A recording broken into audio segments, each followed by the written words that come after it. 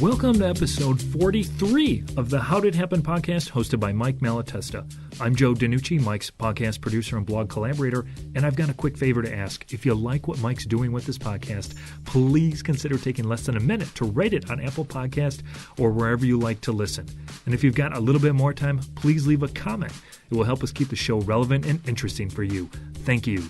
In this episode, Mike welcomes Dave Mastovich, the founder and CEO of Massolutions, a Pittsburgh, Pennsylvania-based marketing firm, the host of the widely popular No BS Marketing podcast, a highly rated Vistage International speaker, a professor of marketing at Indiana University of Pennsylvania, the school from which he earned his undergrad and MBA degrees, and the author of Get Where You Want to Go, How to Achieve Personal Growth Through Marketing, Selling, and Storytelling. Dave credits his success to a series of 10,000 separate yet tied together things, the parental drive provided by his heroes, and the guidance of 4 key mentors in his life. Before starting his company, Dave began his career in radio and moved into high-powered marketing positions with several companies in the healthcare and education space. Mike and Dave cover a ton of great stuff in this episode, including how he was shaped by his involvement in sports and music, how coaching has helped him develop as a leader, the challenges and risks he encountered on his way to success, and his occasional encounters with his own arrogance of ignorance. While he could have continued on the path to an extremely successful corporate career, Dave instead chose his own path and created a special team and a special company, despite a rocky and tough start that he talks about candidly. I keep wanting more, and I keep getting bored, and I keep feeling like I'm working a lot more than everybody else. Why wouldn't I just do this myself? Because I noticed that when I was the senior VP and vice president of these various systems, I was the one driving a lot of the creative ideas. I was the one thinking about it on a Saturday and a Sunday. I was the one coming in the office on the weekend when no one was in the entire building. This episode is brought to you by Hello Water. Hello Water is fiber infused with 0 sugar, 5 grams of fiber with 5 inspiring flavors, a fun and fresh delivery system to help curb appetite and promote gut health. Smile, laugh, live, love, and dance your way to a healthy lifestyle. Visit HelloWater.com to find a retailer near you. Hello Water, inspire health.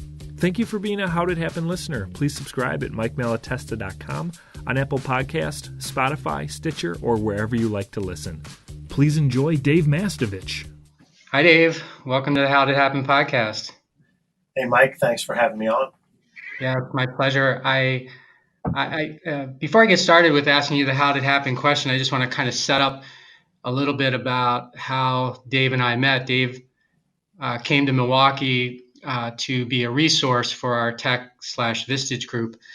And I, during the lunch break, we got to chatting and he told me about his podcast, and I was like, oh yeah, I'm going to start a podcast. And he's like, when? I'm like, well, soon. I've been dragging my feet for a long time. And Dave actually made me commit to a time frame, which is what I should have done earlier. He made me commit to a time frame, and then he was gracious enough to actually have me on his podcast, the No BS Marketing Podcast, to fulfill my actual obligation. So I think it was 60 days or so. I started, and now I'm nowhere near the 300 episodes that Dave's done, but I'm in my 40s now. I think, Dave, you're going to be number 44. And so I owe you a debt of gratitude for holding my feet to the fire and then giving me an opportunity to make it happen as well. So thank you for that. You're welcome, but I'm happy to help anybody that is into personal and professional growth as much as you are. And I'm passionate about audio on demand. So if I can help anyone with their podcast, I know what I went through during my first 50 episodes. So happy to do that. And I'm glad to see how much progress you've made. Yeah, thank you. So Dave, thank you for making time for me today. This is my first time using the Zencaster tool, which is an internet podcasting tool. So I'm hoping we have good things here. Dave is in Pittsburgh, and I am in Milwaukee. So any feedback that you can give me on the sound quality of this versus, I kind of miss using my Zoom recorder. I've kind of gotten really used to that. But if you have any comments about it, feel free to leave them for me or send me an email at my website, MikeMalatesta.com. So now let's turn to Dave. Dave, I start every one of my podcasts with the same question, and that is, how did it happen for you? About 10,000 separate but yet distinctly, I guess, tied together happenings in my life.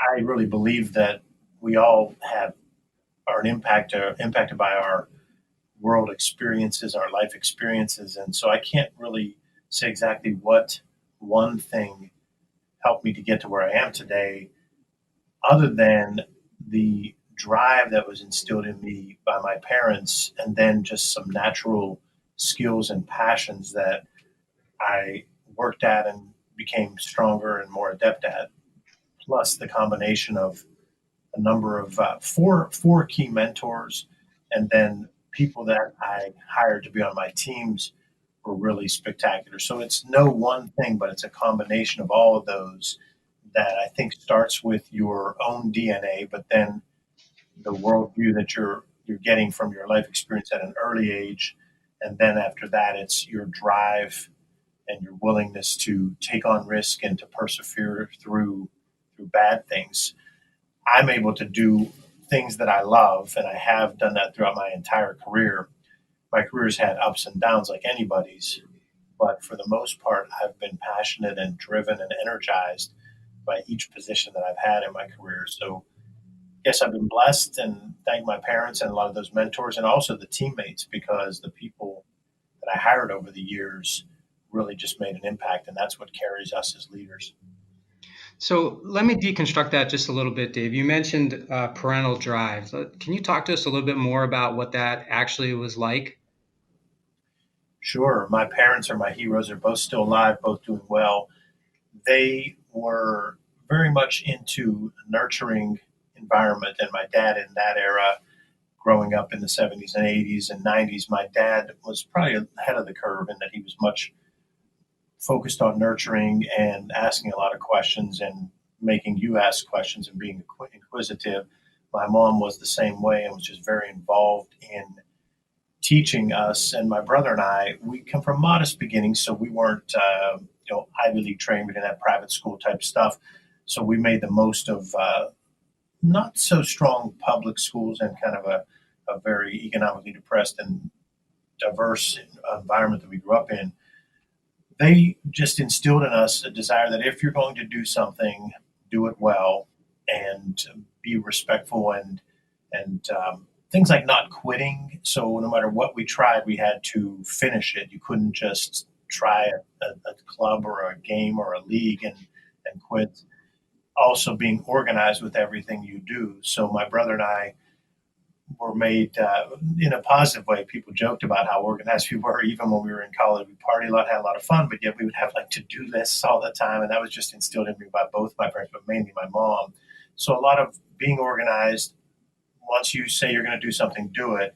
So to a fault now, I still really live up to what I say I'm going to do a very high percentage of the time, almost to a fault, because there's times where I'm like, well, I said I was going to do that, so I'm going to go do that. But a lot of people have already forgotten about the ask. So those were the main things: was nurturing, reading, saw both my parents read a lot, challenged to ask a lot of questions, not being allowed to quit things. And then, as I said, like humble beginnings. So we had to make things happen creatively without money. So a lot of times you had to find ways to make things so you didn't look bad as a 15-year-old or a 13-year-old doing creative things like that. So that's the part about the parental involvement. And even to this day, I can count on my parents when I'm really down. I call and say, hey, I'm nervous about this, or I have this big risk I have to take. And they're just really sound listeners and sound thinkers. So two things on that. First, can you give us a better idea about what humble beginnings mean? Because I know that sort of means different things to different people, and I just kind of want to get an idea of where you're coming from on that. And second, do you have an example of a time when you were going to quit, but your parents instilled in you a sort of a lesson about perseverance and carrying on? Well, I'll take the first one. So I grew up in Pennsylvania, almost the middle part of the state, but closer to Pittsburgh, probably about 75 miles from Pittsburgh. And I grew up in a economically challenged in region that was, well, as soon as I say the name of the town, many people know it for historic disasters. The Johnstown floods, there were 3 major floods. So I grew up in Johnstown, which was really an interesting amalgam of a melting pot, very diverse, but yet almost not diverse in some respects too. So there was some diversity, but yet not some, but economically not a lot of money. So if you saw, say, the movie All the Right Moves, Tom Cruise's second movie, Risky Business, had been shot but hadn't come out yet. Then he shot the movie All the Right Moves. And it's a football movie because Western Pennsylvania is a big football region, very sports-driven region. So sports drove a lot of what I did growing up. And that movie pretty much explains the region. So you had the part of town that I was from was where Stefan Georgievich was from. It's actually, the shots are actually in that, and it's kind of old industrial town, dying town in the 80s. And but yet you had a lot of different cultural aspects. And so it was just interesting. We didn't have a lot of money, but yet my parents were amazing. Like for what we did have, we there's a line in this Stevie Wonder song that says something like, didn't have a lot of money, but were never dirty. Like the clothes were never dirty. That's my mom. Like our house was immaculate and our clothes were immaculately cleaned and everything, no matter what the value or cost of those clothes. So a lot of that kind of upbringing where sports was what drove a lot of what we did. And probably too much. There was probably too much emphasis on sports, played sports year round, baseball, football, and basketball quite a bit. I ended up playing after high school and after college a bit in basketball. So it was a lot of that kind of stuff. And when you grow up in that environment, we all grow up with issues based on wherever we are. And I think there's a chip on your shoulder when you grow up in that kind of environment about those who were afforded more maybe earlier or maybe had a little bit more from an academic standpoint or an opportunity standpoint. So that's the best description of that. And how about something you wanted to quit that your parents were like, no, you gotta keep on with this?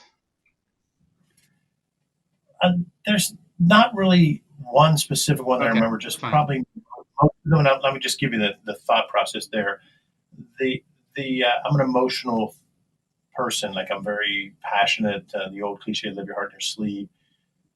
I would venture to guess that I threatened to quit 150 things when I was age 8 to 15, and they just wouldn't let me quit anything. So it could have been like you're in a slump in baseball and you strike out a bunch of times and you come home and you're throwing the bat. And I'm never going to do that again.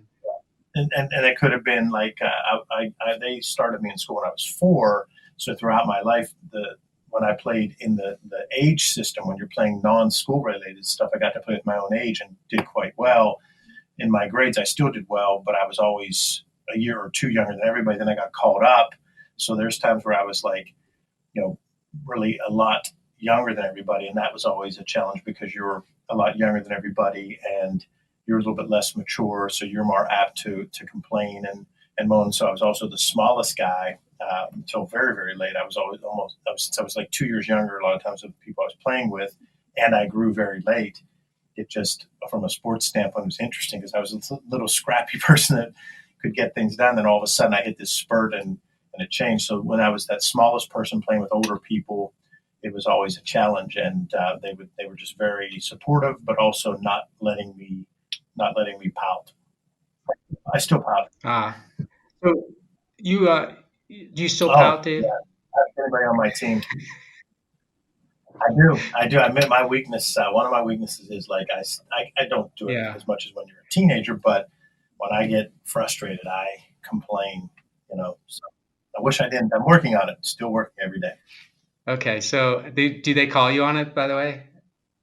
Or like what my team is great about is we we all have challenges, any human. So like one of my challenges is with my business, because I'm running the company and there's so much on you as the person that's running it. And we have to be a little different than we're professional services, intellectual property, intellectual capital. That makes the person in that top position actually does some of the creative work, as opposed to when you're, say, the owner of a manufacturing company, you're rarely doing the manufacturing. So I tend to get a little too nervous sometimes. And so I will jump to the negative. I will assume a client is thinking something worse than what they really are. And my team will just give me all right, chill out.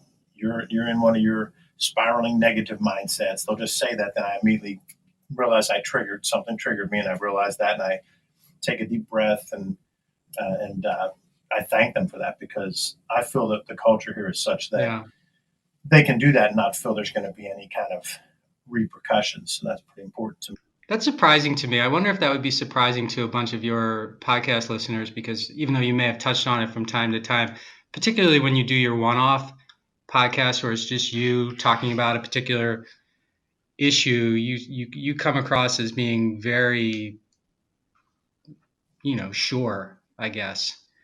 I am. My strangeness is this. I always say I have my weirdness.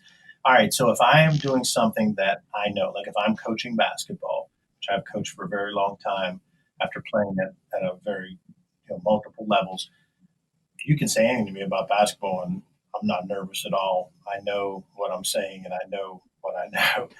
If I created your messaging, Mike, for your company, I'm not nervous at all. You can debate me and I know that I created something that's going to work for you.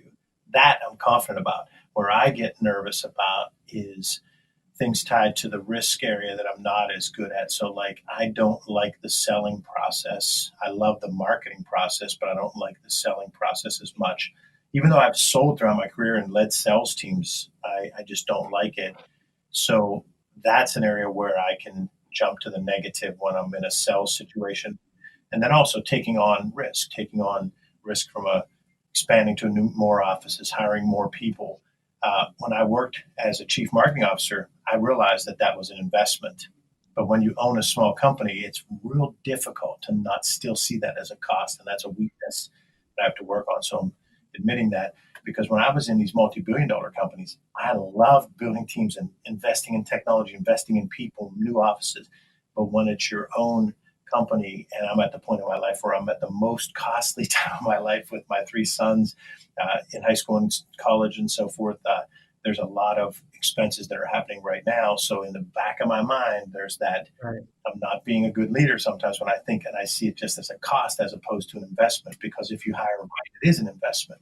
So those things are where I can be unsure. When it comes to the marketing, the segmentation, the positioning, the messaging, the solutions, the coming up with ideas for the marketing solutions, that I'm confident on. Okay, got it. Appreciate the explanation on that, because that's, I think, something that most people share, right? They're confident about one part of their life and maybe not as confident about another. And oftentimes they let that other part sort of pull back instead of recognizing the uncomfortableness is actually a lesson. There's a lesson about to happen if you take the step.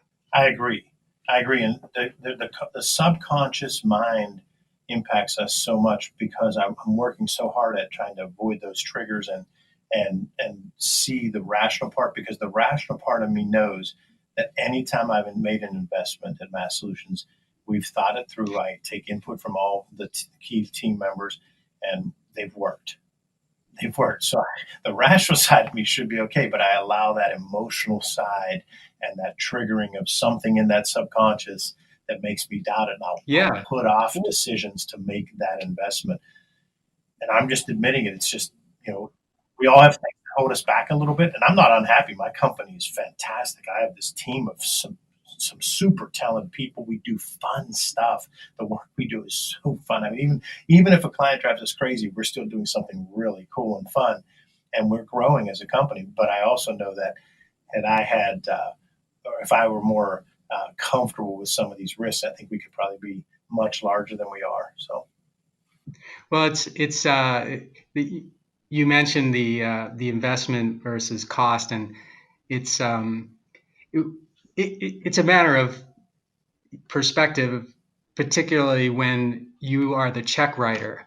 So when you aren't the check writer, it's very easy to say that it's an investment, right?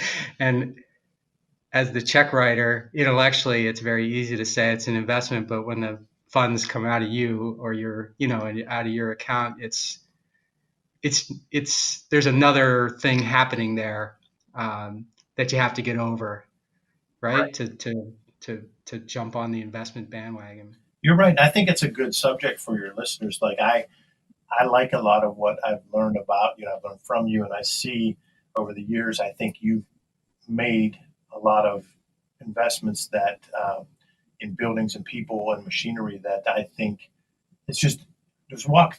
I guess I shouldn't be interviewing you. It's your show, but I think you've done some things there that would help people like me and others that are maybe holding back before making that jump. What did you do when you did that kind of stuff? When you bought another company or you expanded to a new plant, new facility? What are some of the ways you got through that? Because I'm looking for answers. Yeah. Well, part of it was stupidity. I started in the business that I had at a pretty young age, 26, with all of my possessions on the line, which really didn't amount to much. So it was kind of, at the beginning, it was kind of just like, okay. And later, and I guess I never kind of got too nervous about taking on debt or taking a risk, because I always felt that even if we hadn't done like the kind of analysis that a public company or someone very sophisticated would do, we knew enough about what we were doing that we didn't feel like we could kill the company. We could mess it up, which we did, but many times, but we couldn't kill the company. And then I also just happened to be just, I don't know if fortunate, blessed, depending on where you come from. I'm fortunate to be a forward-looking person. I can't change what has occurred, so I can learn from it, but I can't obsess about it. So if I've made a mistake, which, as I said, happened many times, we just, okay, made a mistake. Now we got to live with it. So what are we going to do to stay positive and proactive and fix this thing if it's broken, and or make the best of it if it's not. So early on, I had partners that really believed in me and were able to help me through some of those things, and that helped a lot. So that's, I guess, some of it's how I was built, some of it's with whom I surrounded myself, and some of it is just the nature of the opportunities that came our way. More worked out than didn't. But you said something earlier on when you were asking the how did it happen question. You mentioned 4 key mentors in your life, and when people ask me about key mentors, I actually have a hard time coming up with people that I would sort of put on the mentor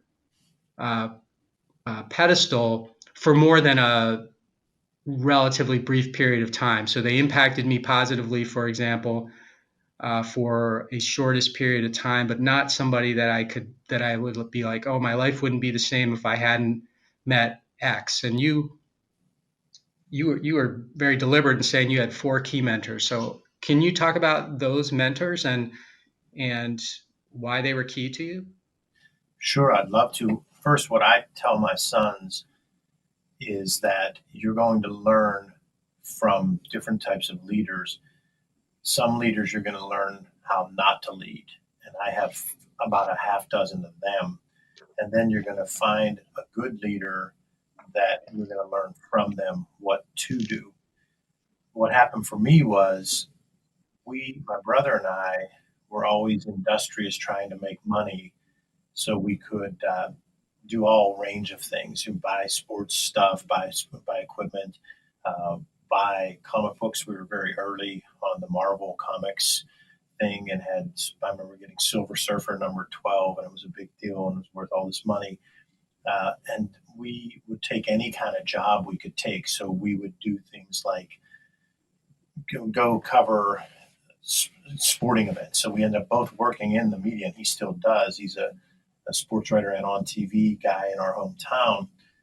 So I ended up starting a DJing business when I was a teenager, and also was trying to do on-air radio work. And I go into this one station. I'll never forget. I was 17 years old, and I go into this one station. I just had this cassette that I made of me talking and me DJing. So I played, because I had all the DJing equipment. So I played one song, mixed it into another song, recorded it.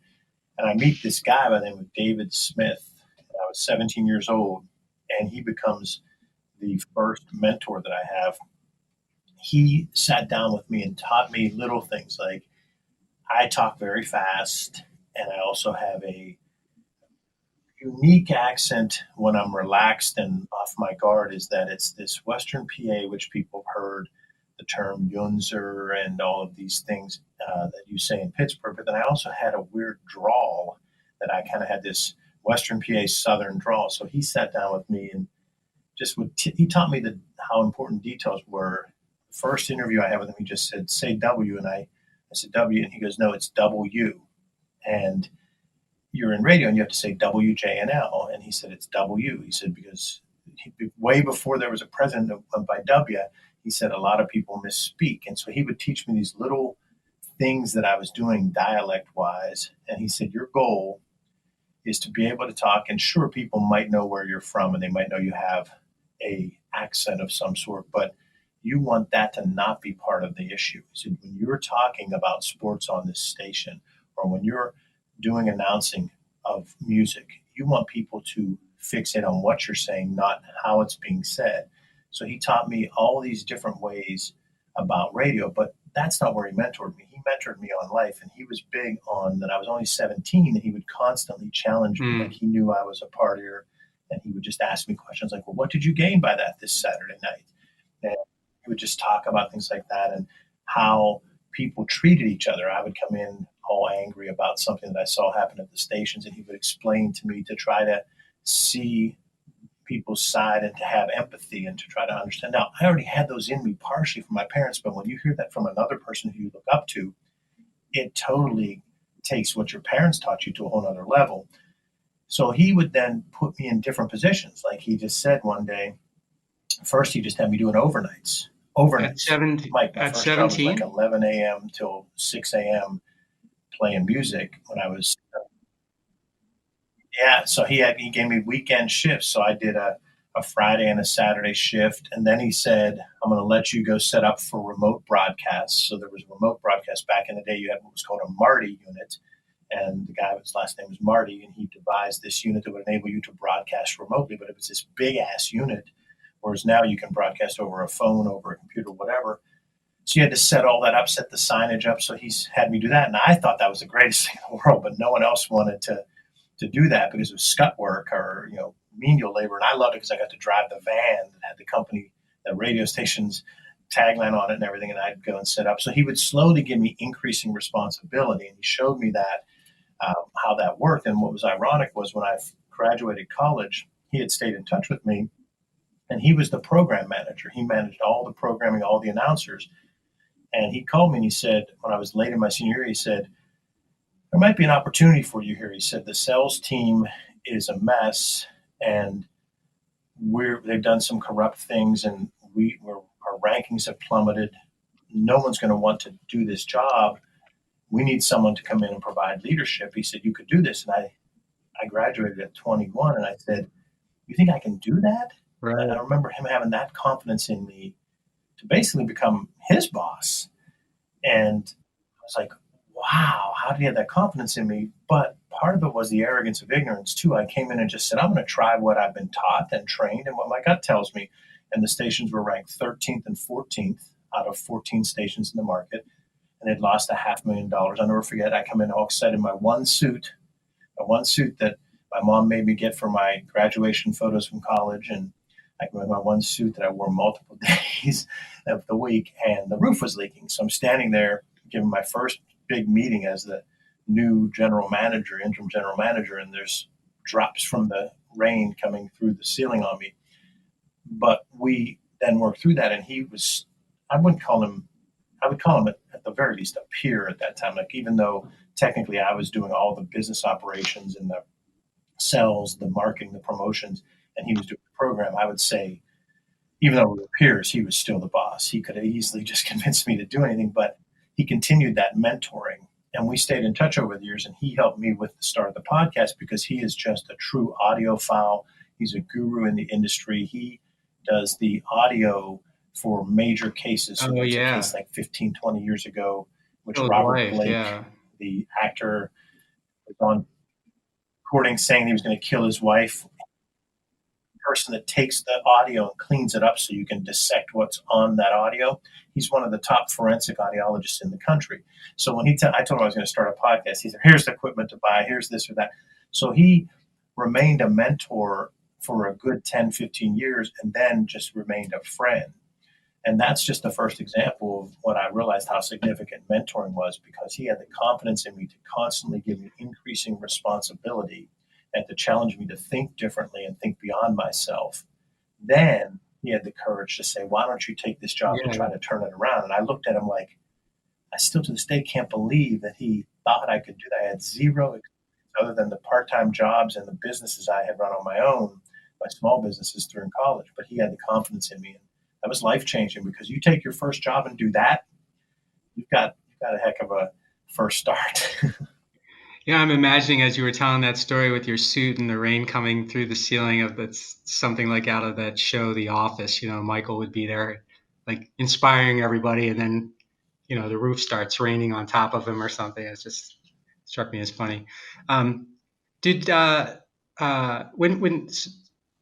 when he first started correcting you with your W and whatever, were you mature enough at that time to be open to that, or was it like, what's wrong with the way I talk kind of thing? I'm just curious about that. It's an interesting thing that I've never figured out about how I respond.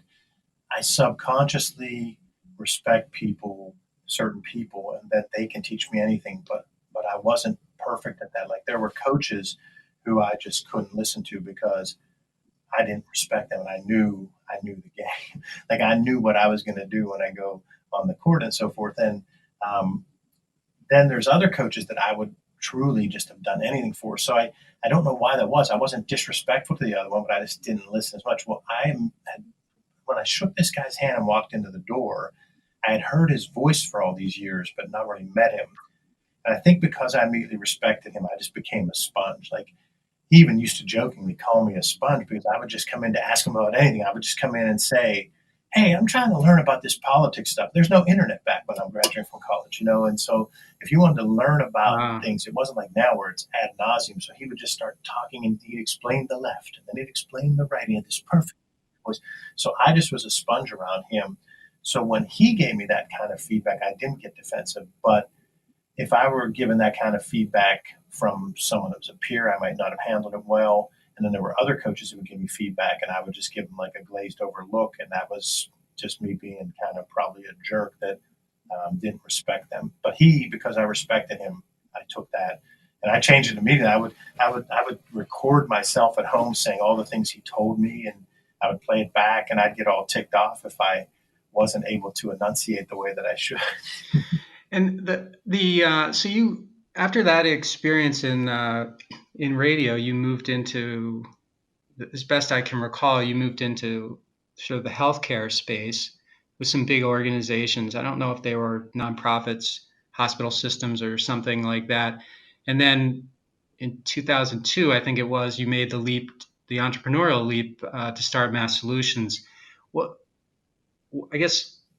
was the transition from wanting to be in radio to where you ended up at? I always forget the initials, UMPC, something like that. But anyway, yeah. It's an interesting thing because I loved radio.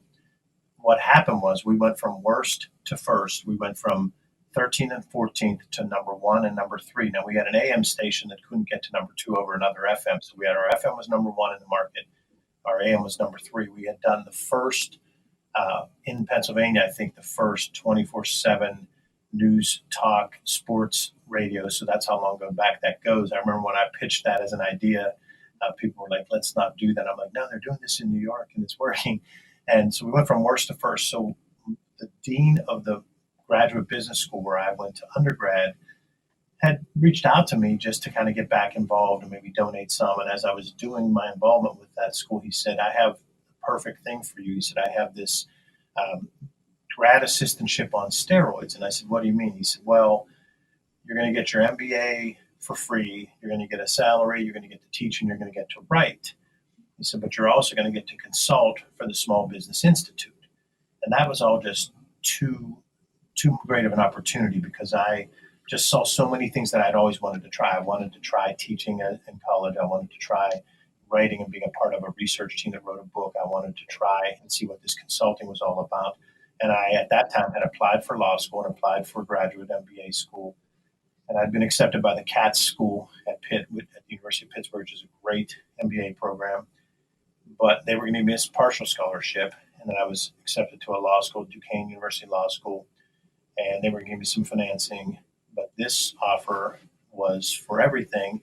And I got to work for the Small Business Institute. And one of the things that happened was I was put on a number of small businesses that were like Vistage, like tech-like sized companies. And at that time, they were struggling with healthcare. They were struggling with workers' compensation. They were struggling with health insurance. And I got to work on these. And what ended up happening was right at that time, there's this debate on TV between a sitting president and this governor from a poor state. And this governor keeps talking about this term managed care.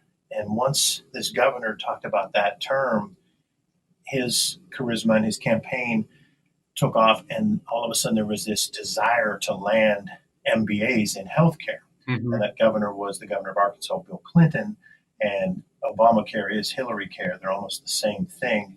I got to be actively involved in that because I came out of grad school right when that happened.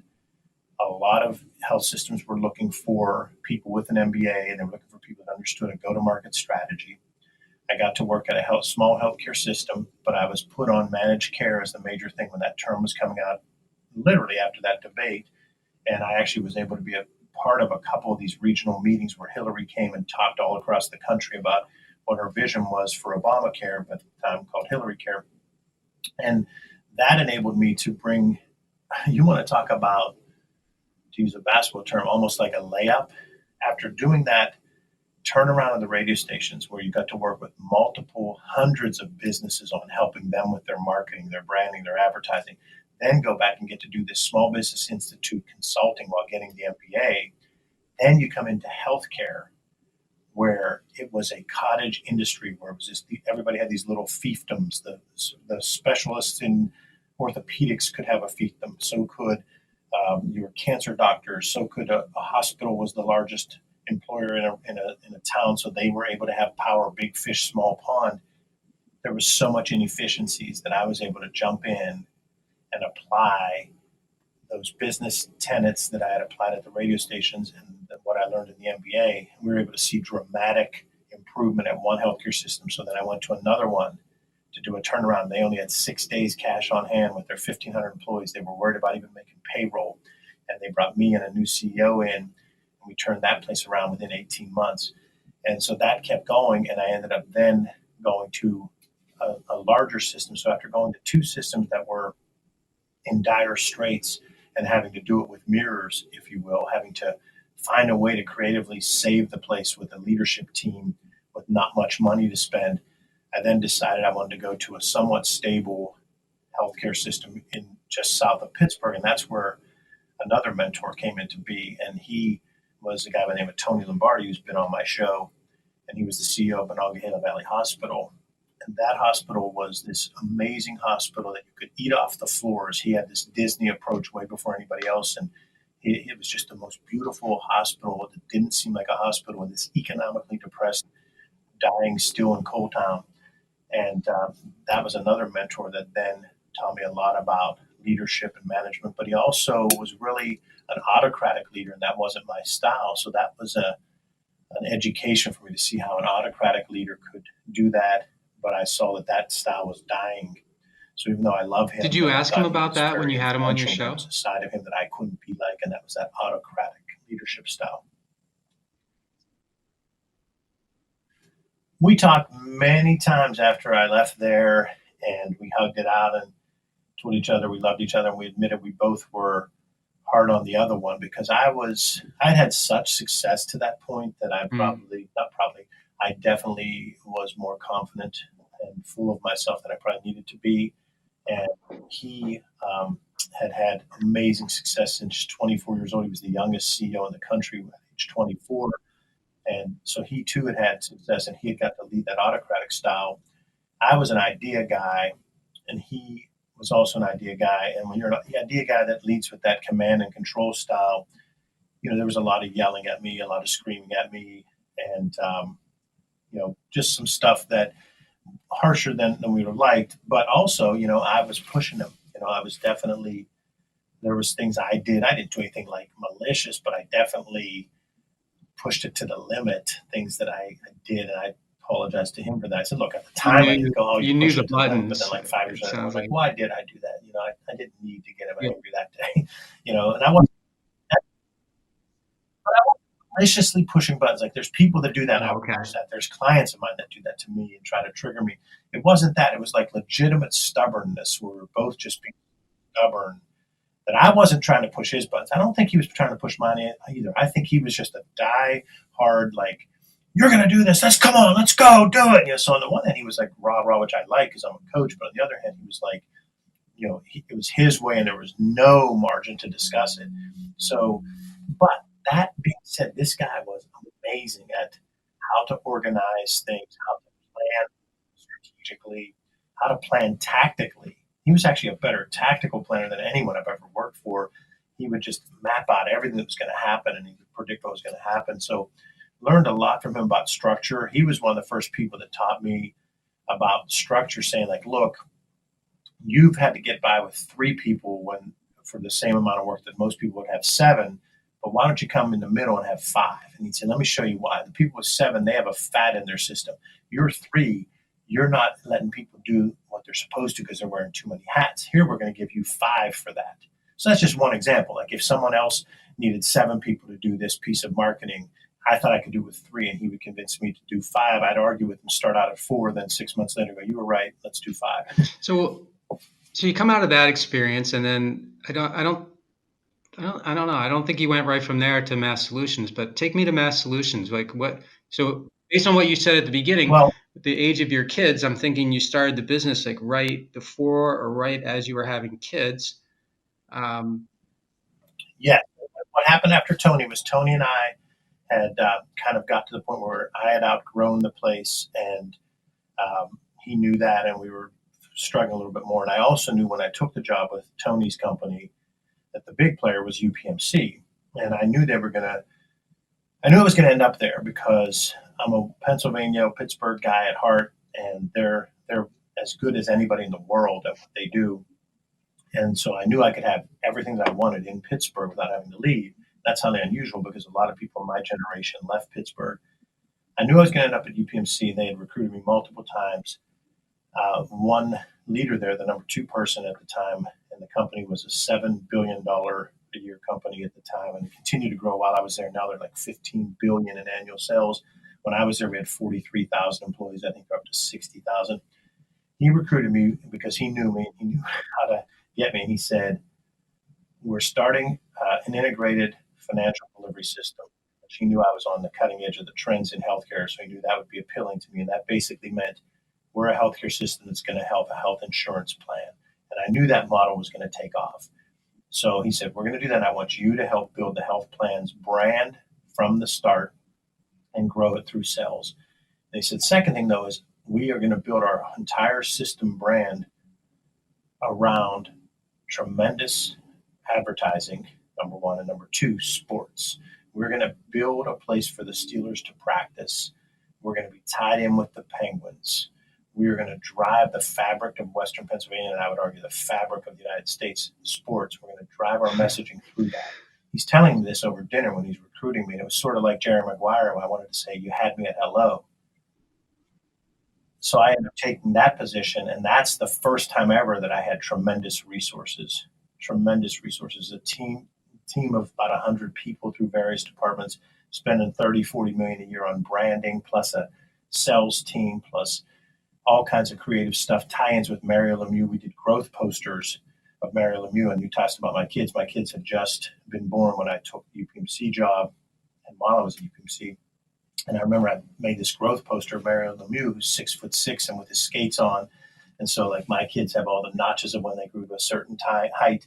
That was a collector's item. And that's what we meant by branding. We were going to brand through the Steelers, through the Penguins, and we were going to brand through tremendous advertising. And UPMC has become one of the top 10 medical centers in the world. And their brand where they need their brand to be is the tri-state area is tremendous. Now, is their brand great in Milwaukee? No, probably not at all.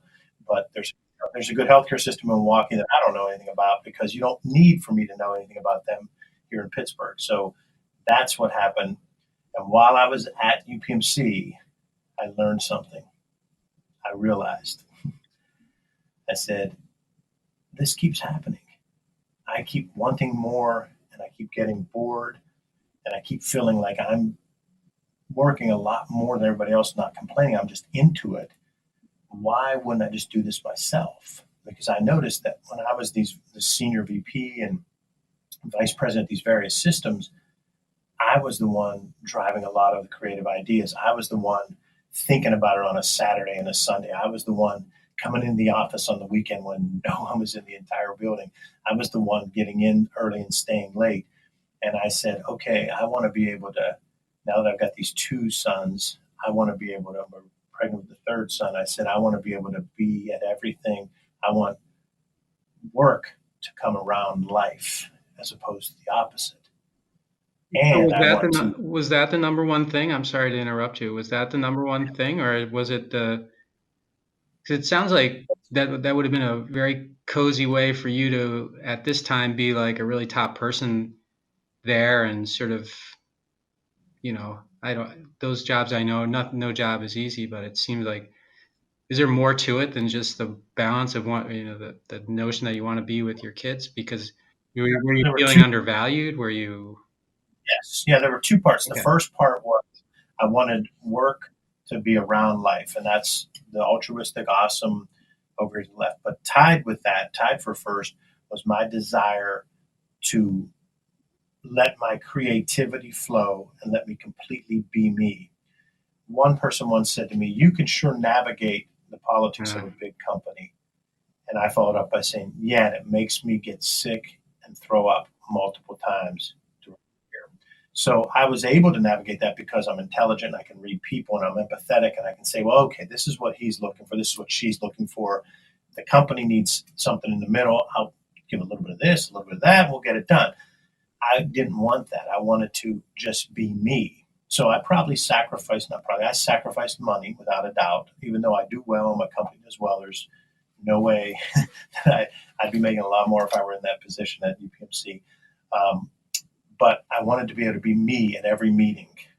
When you're in those big companies, Mike, when you go to a meeting, you have to plan before that meeting, look at the roster of who's going to be there, and make sure your facial expressions are a certain way, your words are a certain way. And if anybody tells you different, they're full of it, because that's how you move up in a big company, is by making sure you don't get shot at from the grassy knoll. But when you're someone like me who just says the idea that's on his mind, you're shot at from the grassy knoll. And sometimes you're shot at right in the face in front of people in broad daylight, like in the movie about Frank Lucas, when Denzel Washington shoots the guy right in the head in front of everybody. That's how crazy it can get when you're in this environment, that you have to choose your words carefully. You have to choose when to give an idea. You can't give an idea if someone's going to interpret it as hurting their division and their comfort zone. So I couldn't, I'm an idea guy. I had to keep ideas. I had to, what I'd say in a meeting. So that's the second part. I wanted to be creative and be able to be me and drive a team the way I wanted to. So those two were the reasons that were tied for first.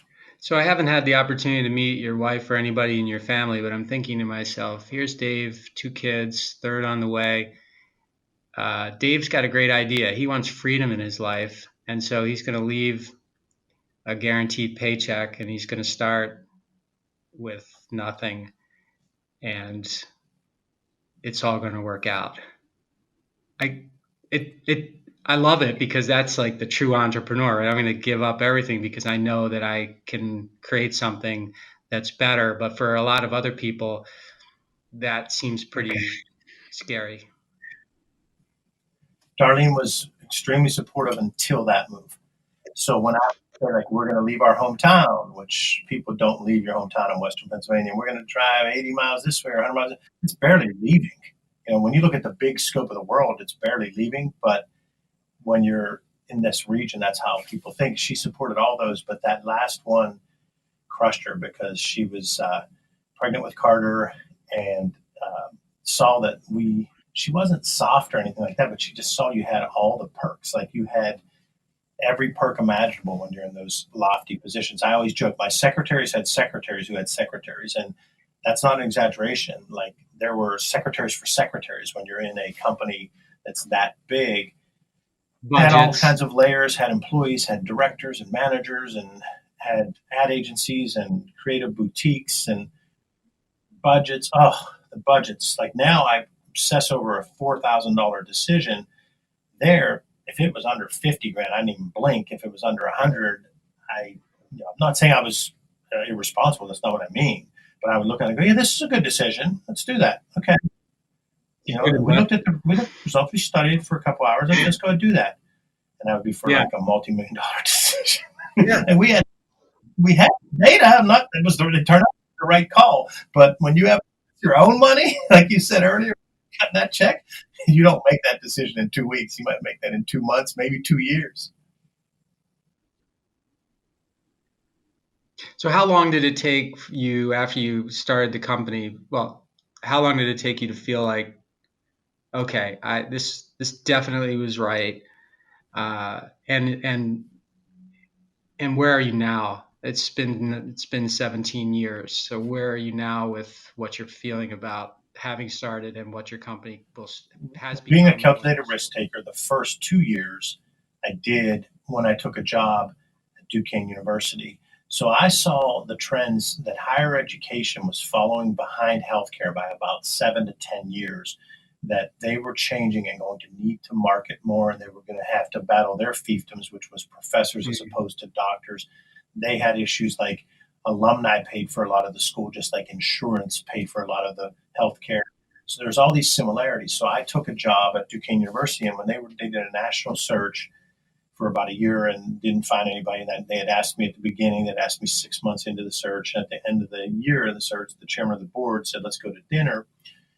And he's talking to me, and I said, I'm not leaving the greatest player in town. I said, I have the budget, I have the team, I have the ad agencies, I've got it all. And he says, and why are we here? And I said, well, the one thing I will say is I do believe that we could apply all this stuff we applied for 10 years in healthcare much quicker. And in 2 or 3 years, we can make a huge difference. And he said, well, I want you to do it for 3 years. And I said, yeah, I don't think so. And so he basically said, well, I'm gonna write some numbers. And he wrote some really nice numbers. And I said, well, I got this idea. He said, what's the idea? And this is when he knew he got me, because he thought he was going to get me with the money, and the money doesn't completely get me. It still made me look. And I said, I got this idea. I said, I started working with a friend who, he and his partner started a company, and they wanted me to be their partner, but I didn't want to do it. It was senior living way back when, and I didn't want to do that. I just felt that assisted living and everything, I could work on that, but I didn't want to do that for my whole life. I wasn't passionate enough to do that 50, 60 hours a week for the rest of my life. So they came back to me and said, we wanted you to be our third partner. Would you at least be a consultant? I said, yeah, sure. So I was their virtual chief marketing officer for about a year. And then they started telling other people, and other people started calling me. So I tell this guy in the interview, I said, I really think that's where I'm going to end up. I want to build it up. And he goes, well, we only need you 40 hours a week. I guarantee it. I said, how can you guarantee it? He said, because with your energy, your stamina, your drive, I'm telling you, in higher education, you could probably work 25 hours a week and knock out what you're doing in 50 or 60 in this faster paced industry. I didn't believe him, but then he said, also, we have 6 extra holidays that are Catholic holidays. We do this at spring break, we do that. And I left the dinner, and he calls me a week or two later and says, let's go for coffee. And at the coffee, I said, so you're telling me that if I did this other thing, you wouldn't care? And he's with the CEO of the president of the university. The president goes, no, we encourage consulting because we think it helps our leaders to grow. And in my mind, when I'm working 60 hours a week plus doing some of this consulting, they're telling me I'm going to work 40. So I'm going to go ahead and do it. So being the calculated risk taker, I was able to put 20 hours a week for multiple years while at Duquesne University. We had back to back record-breaking freshman classes in both size and academic talent, the best and biggest freshman classes they'd ever had. And all the while, I'm over here building this. I'm up to 4 or 5 clients, and I banked every penny of it. I just shouldn't say every, but I banked 90% of that because I said, when I go, I'm not going to have anything but these 4 or 5 clients. I should be pretty close to whole since I banked this. And I remember showing that all to Darlene, and she still had this look of like, what are you thinking, dude? And so I do it, and Mike, that first year was still awful. It was so bad. First 18 months of Massolutions was horrible. I mean, the work wasn't bad, but I didn't know about how bad people would be slow pay and no pay, and how hard it would be to close deals. They take months for people to say yes. And those first 2 years, I was lucky I had that slush fund because I was able to stay whole, which kept Darlene intact and not ready to strangle me. But it was hard. Well, that turned out to be really smart, though. I mean, it's a good thing that guy came along. Not to say that you wouldn't have done it without it, but for a lot of people, that's sort of the bridge that they need, right? It's like not quite it's not, I guess I wouldn't call it a fallback plan, but it's a cushion, right? It's like it opens up time without the accompanying no safety net sort of thing. You kind of had a little safety net and time, which sounds like you used very well. Little things. Like I'll never forget that first client that I had that wanted me to be partners. I'd done work for 3 months. I get this urgent call on my cell phone. I remember when people would talk on cell phones. And he says, Dave, we got a problem. His name's Rick. I go, what's that, Rick? Yeah. It's the end of the year. It's been 3 months you've been doing this work with us. And I'm thinking, remember I told you I sometimes jump to the negative. I'm thinking, firing. He goes, you need to send us a bill, please. So I had actually just been doing the work with them, and I tracked everything, and I told them the proposals and what it was going to cost. But I was so uncomfortable with the whole thing that I didn't send a bill for 2-3 months. So then I sent my first bill. Then I said, okay, I better get QuickBooks. So I get QuickBooks. I start learning QuickBooks. So all that stuff happened during those 2 years where I had figured out I figured out a lot of things with no risk. I figured out a lot of things during 2 years of getting a salary and still doing well at that job, but doing this on the side, I was able to figure out and try a lot of stuff. So that should have made the first year easier, but it didn't. That first year, just thinking about it's making me sick.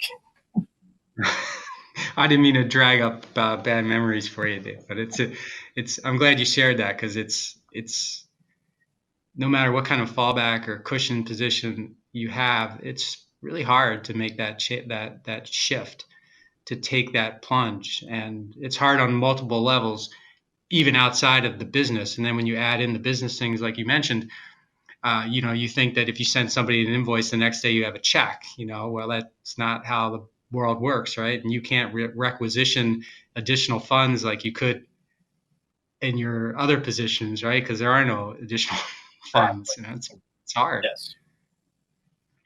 Hey, when did this? And I'm kicking myself because you gave me your no bullshit easy button type thing, and it would be like the perfect intro to asking you this question. But where did that all come from? Your no BS marketing brand, and then how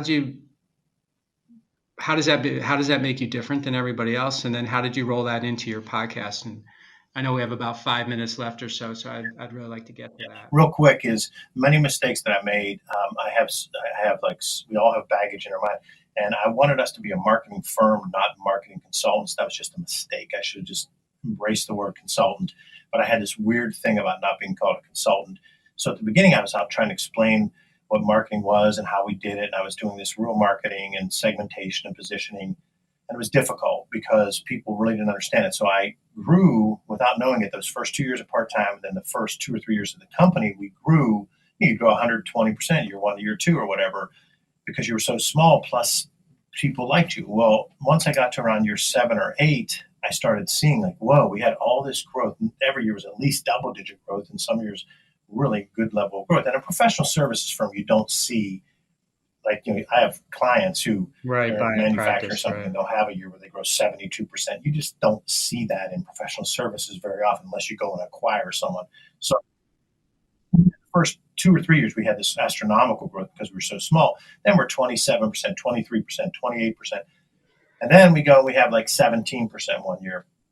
And then I see like, oh, we're kind of leveling off because I'm only talking to people that know of me. I'm not doing any marketing. I'm the cobbler's son with no shoes. We're not really doing any marketing. We're not really doing any sales. We're getting almost all organic referrals.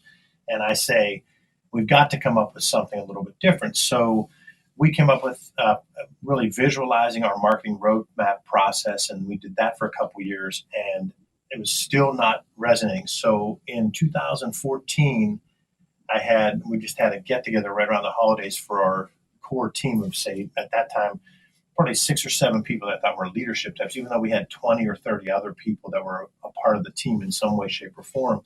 And we were just brainstorming, and it came out that we kept talking about the word, the name of the company is Mass Solutions, because we come up with solutions. And I'll never forget how, like, clear blue, like, I just kept saying, people always say that I'm a no bullshitter. I just don't bullshit. I just wrote up on the board, on the whiteboards, I just wrote bold solutions, no BS, with the bold being B and solutions S. Bold solutions, no BS.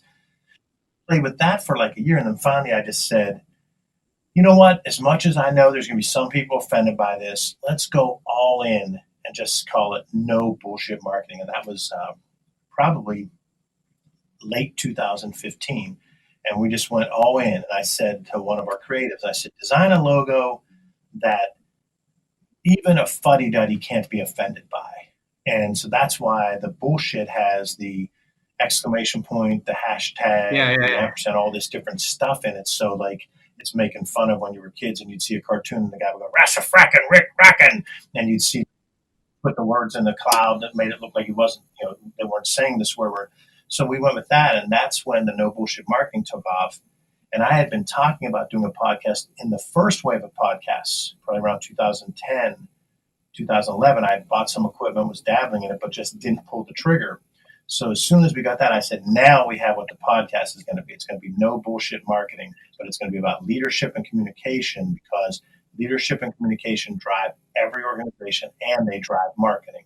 So that way someone can, like, I've had a lot of people say, I don't do any marketing. Why would you want me on the show? And I say, do you lead? Do you communicate?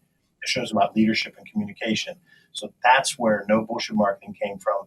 It spawned off to all these things where we've got the that's bullshit button, and we've got the no BS show. We've got all kinds of other things. That's where it came from. And have you found that,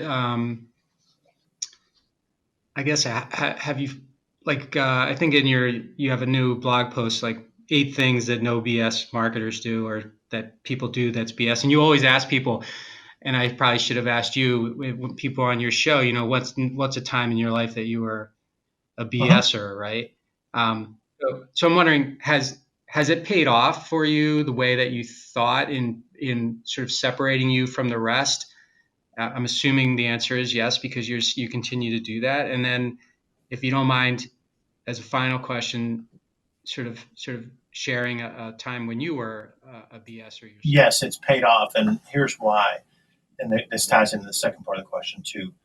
I'll get more specific on the BSer about me personally being a BSer, but the BS that was happening was this. We were lousy at explaining what we do, and we're still not stellar at it. We're still just okay. Whereas what we do for our clients, I believe my team does spectacular communication, messaging, and marketing results for our team. Spectacular for our clients. I think for ourselves, we're just okay because we put off ourselves for client work, and we're going to have to stop that if we want to achieve the massive growth that I believe we're going to achieve. So it's worked because it's forced me to better tell my vision to my team, and then through my team and me, better tell that vision to clients. So it forced me to take all these talks I've done over the years, all this system that I built way back at the radio stations, but wouldn't even call it a system yet. There probably wasn't even PowerPoint back then. And I didn't have a PowerPoint slide for this system.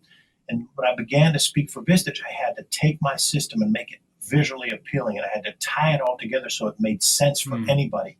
And that's where we were full of it. We weren't doing that in the early years. So this forced us to have our no BS go-to-market system. This forced me to write those 8 reasons that companies become BS marketers, and then to tie a story to each one. Like one is we neglect 2 obvious target markets. So that no BS reason is called Captain Obvious. Strategery shows Will Ferrell playing George Bush when he combined the words strategy and tactics. And we say strategery means you can't focus just on marketing tactics, tactical marketing metrics. You got to focus on strategic marketing KPIs and tactical marketing metrics. So that one's called strategery. So why did this all work? It forced us to apply the same storytelling we do for every client to our own company. And that's when I was a BSer. I was a BSer because I couldn't get past my baggage about the word consulting. So instead of calling us consultants from the beginning, I hem-hauled around it. I couldn't get past my weirdness around, I didn't want to go talk about ourselves because I thought we should be more humble than that. Well, that's BS. I wasn't explaining what we do well enough. So I had my own head trash, and I allowed that to prevent us from growing massively. That being said, what we've done has been fun. It's been great quality of life. I'm not disappointed, but now I'm ready to go into growth mode and realize that, and the no BS mantra is what pushed us to do that. Nice. So 10 years down the road, where do you see yourself? We're going to be 10x the size we are now. Well, hold on a second. I'm going to write that down, 10, because I'll be sending you an email about then. Okay. Go ahead. Sorry. Yeah, you can even make that. Let me see. You can make that 5x within 5 years, and 10x within, let's say 8, just to give me a question. And, I love it. And we're going to have a lot of nimble offices and talent throughout the country. We already have talented Los Angeles group. We have a Chicago representation. We have my hometown of Johnstown, Pennsylvania. We have downtown Pittsburgh. We're going to have dozens of talented places where we find the talented person who wants to be a part of something bigger, but doesn't want to be a part of the client side, and doesn't want to start their own freelance business, and doesn't want to have to do all the crappy hard stuff of billing and prospecting and all that. We're gonna have our system be applied for talented people all across the country, that they bring their talents to us and they're part of the Mass Solutions team, and they get to really do what they're good at, as opposed to trying to do all this stuff they're not good at that they have to do. So that's the vision, and that's what's going to take us to 10x. I'm inspired. Thank you for sharing. Good. Dave, thanks so much for being on the show today. I do want to, if you could sort of let people know how they can get in touch with you, what's the best way, and maybe promote your podcast as well. The No BS Marketing Show is on iTunes and anywhere else, Stitcher. Just enter Mastovich in the search bar, Mastovich, and it'll pop up. I'm a big LinkedIn user. If you want to reach out to me on LinkedIn, it's Dave Mastovich. And there's 2 Dave Mastoviches from Western Pennsylvania, so I'm the one with Mass Solutions under my thing. He's a good guy. Actually known him all my life. Not related. So LinkedIn is what I love to use a lot. So feel free to connect with me on LinkedIn. Reach out and tell me you heard the show, because that helps. Because I do get a lot of LinkedIn requests, and I try to really only connect with people I know or who have heard me speak or heard the show. So if you're going to try to connect with me, just mention that. And then and my email is dave@massolutions.biz. Everything that you need, you can find at massolutions.biz. All right, cool. Dave, thanks so much for encouraging me to get started with podcasting. I know I would have, but I don't think I would have in the way that I did without your encouragement and push, and then the accountability that you placed on that as well. And I'm grateful to you for that. And I'm really excited about the future for you. Thanks for sharing your story. I think we could do one or two more of these at least and still get into a bunch of stuff. So maybe down the road, that'll be a possibility. I love that. I'm glad you're doing it, because I knew so am I. When I met you, you have the leadership and the vision and just the voice to tell it. And so I'm glad you're podcasting. Thanks, Dave. Thank you. Thanks for listening to this episode of the How Did Happen podcast, where we believe that success doesn't happen unless you make it happen. You can subscribe to the podcast on Apple Podcasts, Google Podcasts, Stitcher, or wherever you like to listen. And while you're there, please rate it and leave a comment as well. I'd love to hear your thoughts about the show, ideas for future guests, or whatever you'd like to share. And of course, you can always find me at MikeMalatesta.com. See you next time. Thanks again for listening to the How Did Happen podcast.